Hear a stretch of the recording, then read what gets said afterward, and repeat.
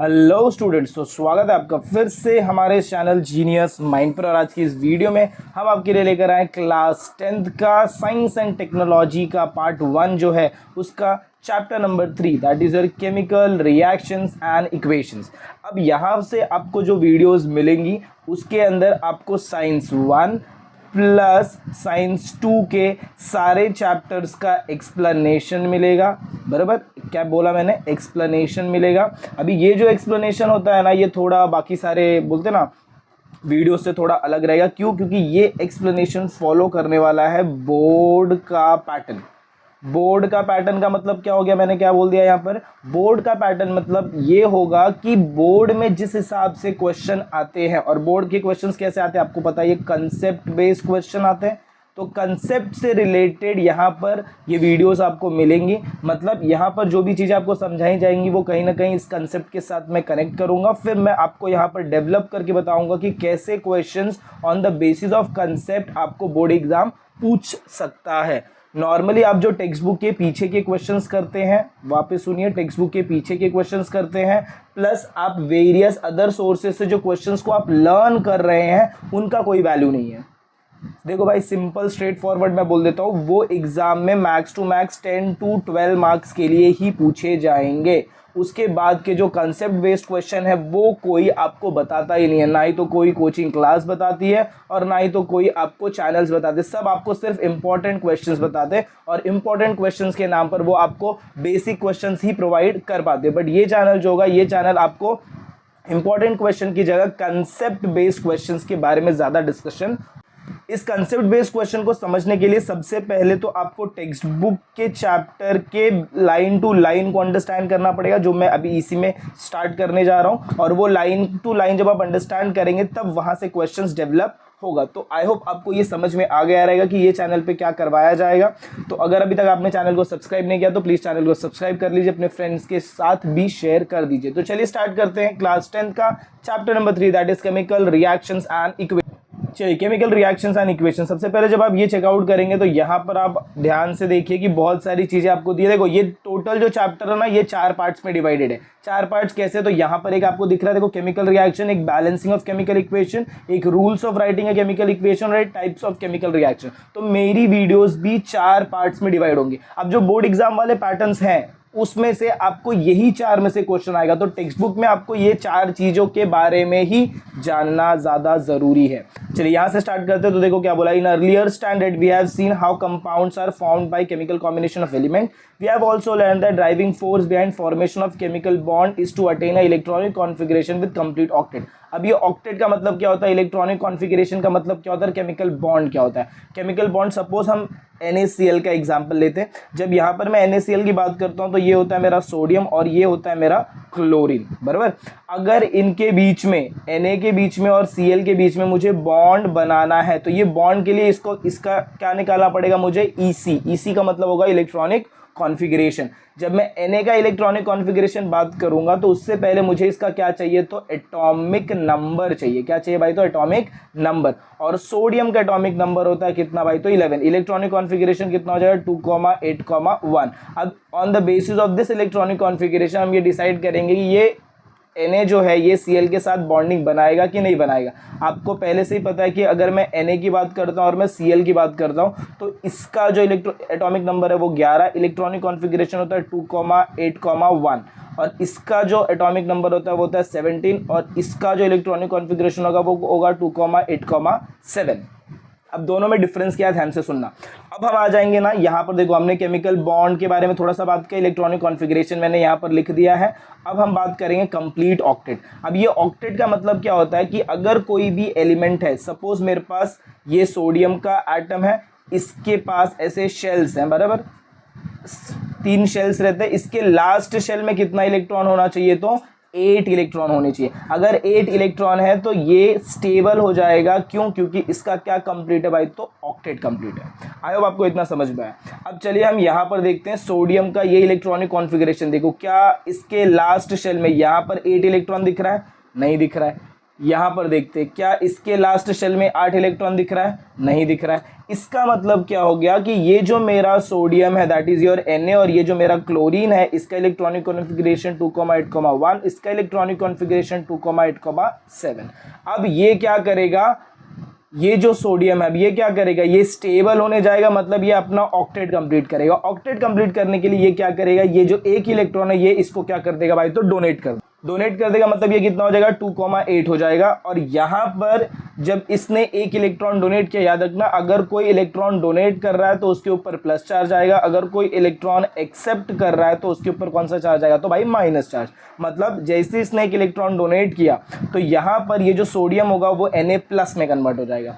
और ये जो क्लोरीन बैठा है इसको देखो यहाँ पर 7 इलेक्ट्रॉन है, अगर मैं इसमें +1 इलेक्ट्रॉन कर दूं तो ये 8 हो जाएगा, मतलब इसका ऑक्टेट कंप्लीट हो जाएगा। तो ये जो इलेक्ट्रॉन यहाँ से निकलेगा वही इलेक्ट्रॉन को ये ले लेगा, मतलब यहाँ पर ये क्या हो जाएगा क्लोरीन, और ये इलेक्ट्रॉन ले रहा है तो इसके ऊपर क्या आएगा माइनस चार्ज। अब ये जो Na+ और ये जो Cl- है ये दोनों आपस में कंबाइन होंगे, मतलब ये क्या बनाएंगे, केमिकल बॉन्ड बनाएंगे। क्या बनाएंगे, केमिकल बॉन्ड बनाएंगे। अब याद रखना ये जो बॉन्ड होते हैं ये दो तरीके के बॉन्ड होते हैं, एक होता है आयोनिक बॉन्ड और एक होता है कोवैलेंट बॉन्ड, बराबर। जिसके अंदर भी ऐसे चार्ज आते हैं ना प्लस और माइनस वाले, इन्हें केमिकल बॉन्ड तो बोला जाता है। बट अगर स्पेशली बोलूँ तो यहाँ पर क्या हो जाएगा, आयोनिक बॉन्ड बनेगा इनके बीच में, और ये आयोनिक बॉन्ड रिजल्ट करेगा in a chemical compound called as NaCl which is also called as common salt. I hope आपको इतना समझ में आ गया। देखो ये हमने सिर्फ 2 या 3 लाइन पढ़ी है और ये 2 या 3 लाइन से इतना सब कुछ आपको समझ में आना चाहिए। तो आई होप आपको ये समझ में आ गया कि केमिकल बॉन्ड कितने टाइप के होते हैं। तो 2 तरीके के, attain electronic configuration is to attain an electronic configuration with complete octet. Complete octet मतलब कितने इलेक्ट्रॉन होने चाहिए, लास्ट शेल में 8 electron. The atoms attain a complete octet by giving, taking और शेयरिंग। ये जो गिविंग और टेकिंग होता है ये होता है आयोनिक बॉन्ड में, और ये जो शेयरिंग ऑफ इलेक्ट्रॉन होता है ये होता है कोवैलेंट बॉन्ड में। ये भी लिख के रख ले। साथ साथ में ऐसे छोटे छोटे पॉइंटर्स के नोट्स बनाते चलो ताकि बाद में आपको रिवाइज करने के लिए बहुत ही सिंपल हो जाए।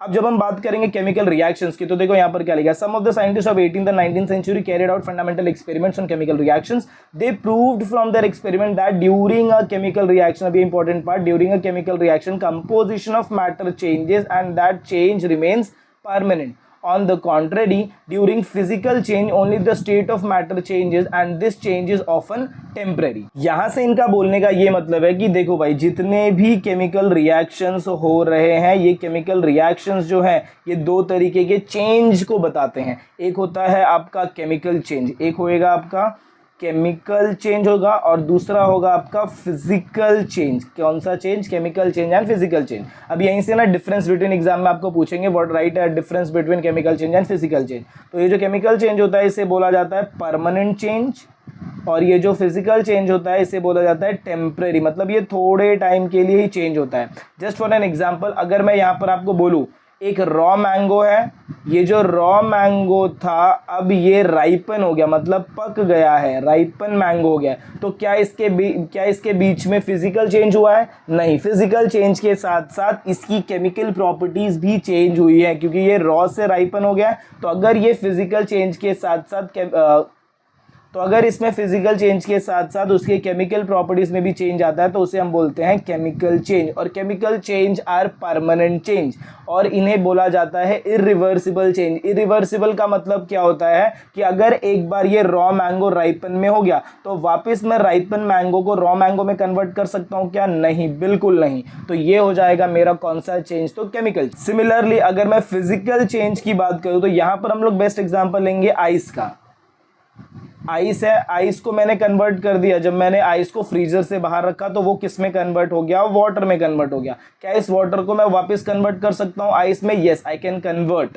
तो जब मैं फिजिकल चेंज की बात करता हूँ तो यहाँ पर मैं सिर्फ क्या चेंज करता हूँ? तो physical state of matters. Physical state of matter का मतलब क्या हो जाएगा कि किसी भी सब्सटेंस को मैं या तो सॉलिड से लिक्विड में कन्वर्ट करूंगा और फिर लिक्विड से गैस में कन्वर्ट करूंगा, और उसका उल्टा, या तो कोई सब्सटेंस गैस में फिर लिक्विड में करूंगा फिर सॉलिड में करूंगा। तो आई होप आपको ये समझ में आ गया कि हम लोग ने यहाँ पर ये वाले लाइंस की क्या बात की कि they prove from their experiment that during a chemical reaction composition of the matter, अगर composition of the matter change होएगा तो that change remains permanent and the permanent change is called as chemical change. On the contrary, during a physical change only the state of matter changes. Physical change में सिर्फ क्या change होगा तो state of matter, ये exam के question है. And this change is often temporary in nature. अब देखिए यहाँ पर नीचे कुछ आपको एग्जांपल्स दिए हैं. कुकिंग ऑफ फूड, इसकी मार्किंग हम करते हैं यहाँ पर. कुकिंग ऑफ फूड की बात ये लोग कर रहे हैं. जब ये कुकिंग ऑफ फूड की बात करेंगे तो क्या बोला है, cooking of food physical change होगा कि केमिकल चेंज. जब मैं कुकिंग ऑफ फूड की बात करता हूँ तो यहाँ पर आपको नीचे देखो केमिकल चेंज में अंडरलाइन मार्किंग करके दी है. राइपनिंग ऑफ फ्रूट, बताओ फिजिकल चेंज की केमिकल चेंज, तो ये हो जाएगा भाई केमिकल चेंज. क्यों? क्योंकि आप देखो केमिकल चेंज को पहचानने का एक ही तरीका है कि अगर मैं कुछ नया प्रोडक्ट बना रहा हूं तो क्या वो प्रोडक्ट से वापस मुझे, जैसे यहाँ पर मैंने बोला ना रॉ मैंगो से राइपन हो गया, तो क्या राइपन से मुझे वापस रॉ मिलेगा? नहीं मिलेगा. तो ये मेरा हो जाएगा chemical change. Milk turn into curd, मैंने मिल्क को क्या कन्वर्ट कर दिया भाई, मिल्क था, मिल्क से मैंने क्या बना दिया, दही बना दिया. दही यानी कि कर्ड बना दिया. मतलब मिल्क से मैं दही में गया. अब मैं क्या दही से वापस मिल्क में आ सकता हूँ क्या? नहीं, बिल्कुल नहीं. मतलब ये कौन सा चेंज हो जाएगा? Then it is a chemical change. फिर next evaporation of water, water को इवेपोरेट कर रहे हैं, मतलब क्या कि वाटर मेरा कैसा था, H2O, ये कौन से स्टेट में था? लिक्विड में था. अब ये लिक्विड को मैंने किस में कन्वर्ट किया? गैस में. तो क्या गैस को वापस मैं लिक्विड में कन्वर्ट कर सकता हूँ? Yes, I can convert it by condensation. तो ये मेरा कौन सा चेंज हो जाएगा? Then it is a physical change. तो ये कौन सा चेंज रहेगा भाई? तो evaporation of water, physical change. Next digestion of food in stomach. अच्छा, फूड अगर पेट में डाइजेस्ट हो रहा है तो वहां पर बहुत सारे केमिकल एक्ट कर रहे हैं, मतलब क्या हो जाएगा? It is a chemical change. Size reduction of naphtha balls expose to air, यहां पर भी कौन सा चेंज हो रहा है? तो भाई केमिकल चेंज होता है. स्टेनिंग ऑफ शावर टाइल, ये भी आपका chemical change. Breaking of glass object, ये आपका कौन सा चेंज रहेगा? तो फिजिकल चेंज. यहां से याद रखो, यहां से कोई भी एग्जाम्पल के क्वेश्चन आपको एग्जाम में पूछा जा सकता है, तो ये भी टेबल आपके लिए उतना इंपॉर्टेंट है. Let's move to the next page, that is our page number 31. चलिए, जब हम पेज नंबर 31 पे आएंगे तो ये एक्सपेरिमेंट आपके लिए इंपॉर्टेंट हो जाते हैं, क्योंकि एक्सपेरिमेंट के क्वेश्चंस आपको पूछते. देखो यहाँ पर क्या क्या बोला, add zinc dust into copper sulphate. तो आपको कॉपर सल्फेट क्या होता है? CuSO4, वो पता होना चाहिए. Add potassium chromate, that is K2CrO4, पता होना चाहिए. सोल्यूशन टू बेरियम सल्फेट क्या होता है? BaSO4. एग्जाम में बोलेंगे बेरियम सल्फेट का मॉलिक्यूलर फॉर्मूला लिखो, तो आना चाहिए. ये सब आपको यहाँ से चेकआउट करना है, बट एग्जाम में इतनी सारी चीज़ें यहाँ से नहीं पूछेंगे. जस्ट एक बेसिक डायग्राम देंगे, लाइमस्टोन पाउडर दिखा देंगे, बंसन बर्नर, और यहीं से रिलेटेड क्वेश्चन पूछेंगे.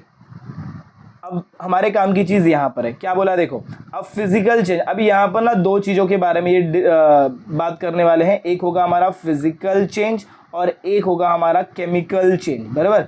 दोनों चेंज के बारे में बात करेंगे. तो पहले इनकी कुछ पॉइंटर्स मैं आपको बता देता हूँ. जब मैं फिजिकल चेंज की बात करता हूँ तो फिजिकल चेंज कैसा रहता है? तो भाई टेम्पररी रहता है. साथ में लिख लेना, कैसा रहेगा? टेम्पररी. जब हम केमिकल चेंज की बात करेंगे तो ये कैसा रहता है भाई? तो परमानेंट चेंज. कैसा चेंज? Permanent change. फिर नेक्स्ट आगे अगर मैं बात करूँ तो ये होता है रिवर्सिबल चेंज. कैसा चेंज? रिवर्सिबल. और ये अगर ये रिवर्सिबल है तो ये क्या रहेगा?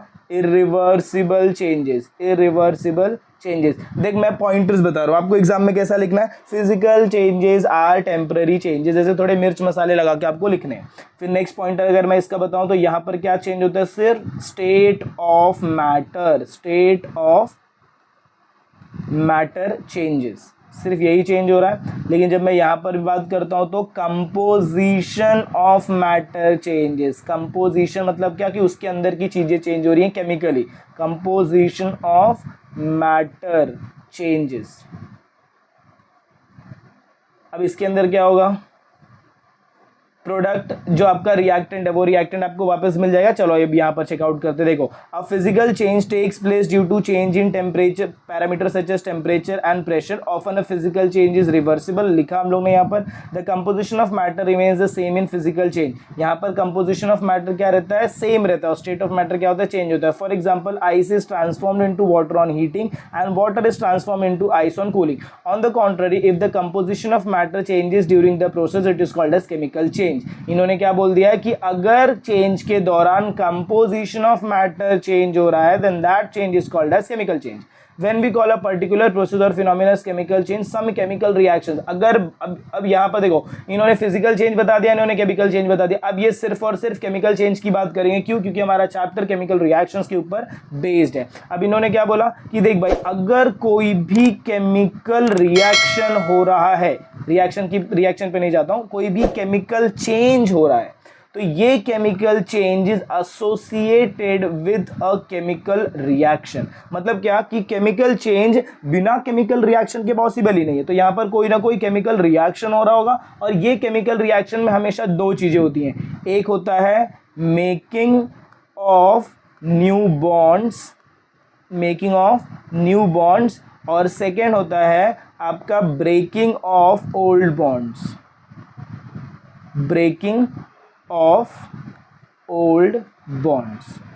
अब इसे थोड़ा और पहले रीड कर लेते हैं, फिर समझते हैं। देखिए, a chemical reaction is a process in which some substance undergo bond breaking, अभी लिखा मैंने bond breaking, and are transformed into a new substance by formation of new bonds बन रहे हैं। मतलब क्या हो जाएगा, सबसे पहले तो बॉन्ड क्या होगा भाई, ब्रेक होगा, और उसके बाद नए बॉन्ड्स फॉर्म होंगे। तो इसी पैटर्न को आप क्या बोलेंगे, केमिकल रिएक्शन। और यही केमिकल रिएक्शन आपको क्या बताता है, केमिकल चेंज। ध्यान से सुनना। अब हम इसकी बात करते हैं, मेकिंग ऑफ न्यू बॉन्ड और ब्रेकिंग ऑफ ओल्ड बॉन्ड। और उसके बाद यहाँ पर ये जो भी पैटर्न लिखा है ना, कि the substance taking part in chemical reaction are called reactant, where the substance formed as a result of chemical reaction by formation of new bonds are called as product.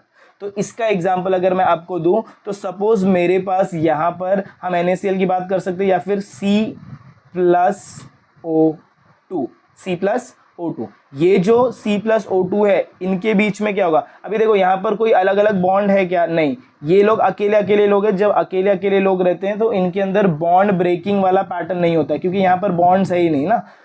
Directly क्या हो जाएगा कि ये जो कार्बन है, this carbon will bond with O2, मतलब ये क्या करेगा, नया बॉन्ड बनाएगा, तो ये CO2 बनाएगा, बराबर। अब जब मैं इसको ऐसे रिप्रेजेंटेशन के फॉर्म में लिखता हूं, तो इसी को बोला जाता है केमिकल इक्वेशन। इसी को क्या बोलेंगे हम बोलेंगे केमिकल इक्वेशन।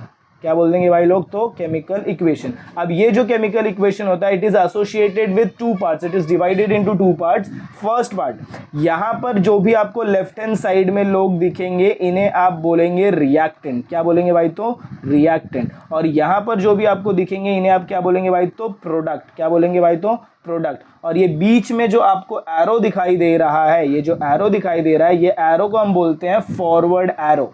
क्या बोला जाएगा, तो फॉरवर्ड। एग्जाम में आपको ऐसे नेमिंग दे सकते हैं, या फिर आपको बोलेंगे what does forward arrow shows, या फिर where is the reactant present in a chemical reaction.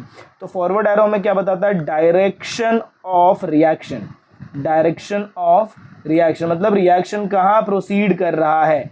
Direction of reaction आपको कौन बताता है, तो फॉरवर्ड एरो बताता है। तो आई होप आपको यहां तक सारी चीजें समझ में आ गई रहेंगी। इसका एक लास्ट पैटर्न देख लो, chemical reaction is represented by writing a chemical equation. मतलब क्या, मैं किसी भी केमिकल रिएक्शन को with the help of chemical equation बता सकता हूं। और केमिकल इक्वेशन ऐसे लिखते हैं जिसके अंदर तीन लोग रहते हैं, रिएक्टेंट रहता है, प्रोडक्ट रहता है, separated by a forward arrow, जिसका काम क्या है, वो क्या बताएगा, तो डायरेक्शन ऑफ रिएक्शन बताएगा। अब यहां से कैसे कैसे क्वेश्चन आ सकते हैं, सबसे पहले तो मैंने आपको यहां पर ये बोला कि क्वेश्चन यहां पर आएगा कि in a chemical reaction reactant is present on which side, in a chemical reaction product is present on which side, forward arrow का क्या रोल है। फिर उसके बाद आप रिएक्टेंट किसे बोलते हैं, तो रिएक्टेंट आप किसे बोलेंगे, वो यहाँ पर मौजूद है। देखो, when the substance formed by resulting a chemical new, ये हो जाएगा आपका प्रोडक्ट, और यहाँ पर हो जाएगा आपका रिएक्टेंट। फिर इसके बाद केमिकल रिएक्शन क्या होता है, ये दिया है इधर। और इसके बाद टेम्पररी एंड मतलब फिजिकल एंड केमिकल चेंज के डिफरेंस बिटवीन है, या फिर इनके बीच, इनके ऊपर आपको राइट शॉर्ट नोट मिल सकते हैं। तो सारे के सारे आंसर यहाँ पर मार्क करा के दे दिए। अब इसी को आप बार बार रिवाइज करिए,